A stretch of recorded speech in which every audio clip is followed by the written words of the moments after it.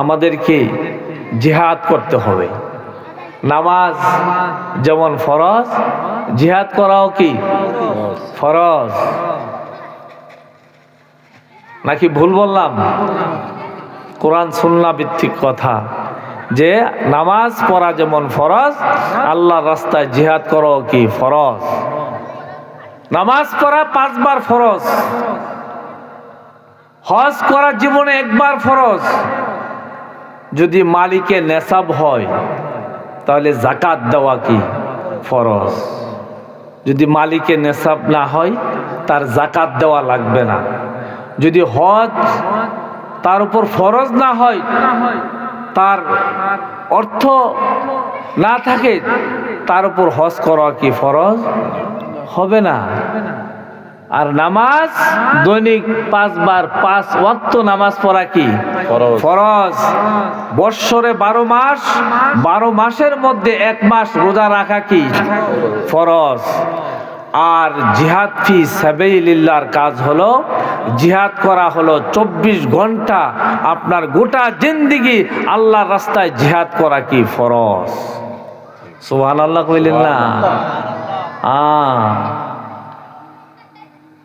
আসাদুল জিহাদে জিহাদুল হাওয়া।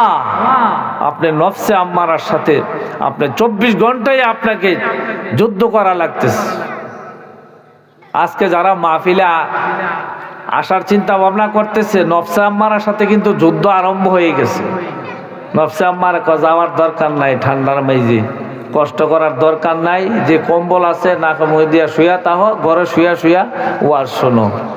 হুজুররা মাইকে যা বলার তো বলবি, এইরকম নাকি? যারা এই নফসে আম্মারের সাথে যুদ্ধ করে বিজয়ী হতে পারবে তারাই আজকে এই মাহফিলের প্যান্ডেলের নিচে আসতে পারবে, আর বাকিরা পারবে না। কি কিছু বুঝছেন? জিহাদ করা ফরজ। আল্লাহ রাব্বুল আলামিন অপর আয়াতে বলেন, ইন্নাল্লাহা ইউহিব্বুল্লাযীনা ইউকাতিলুনা ফি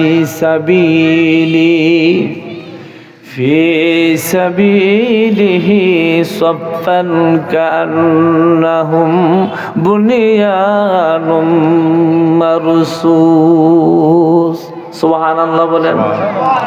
আমার আল্লাহ রাব্বুল আলামিন বলেন, নিশ্চয় আমি আল্লাহ রাব্বুল আলামিন ওই সমস্ত বান্দাদেরকে আমি ভালোবাসি, মহব্বত করি যারা সীসার ডালা প্রাচীরের নেই সারিবদ্ধ হয়ে আমার রাস্তায় যারা জিহাদ করে লড়াই করে, আমি আল্লাহ রাব্বুল আলামিন নিশ্চয় আমার ওই সমস্ত বান্দাদেরকে আমি পছন্দ করি।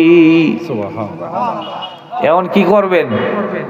যারা এই কনকন শীতে আজানের সাথে সাথে উঠে ফজরের ওযু করে, ঠান্ডা পানি দিয়ে ওযু করে মসজিদে আসতে পারে, তারাই জিহাদ করলো নফসে আম্মার সাথে। ঠিক না বেঠে?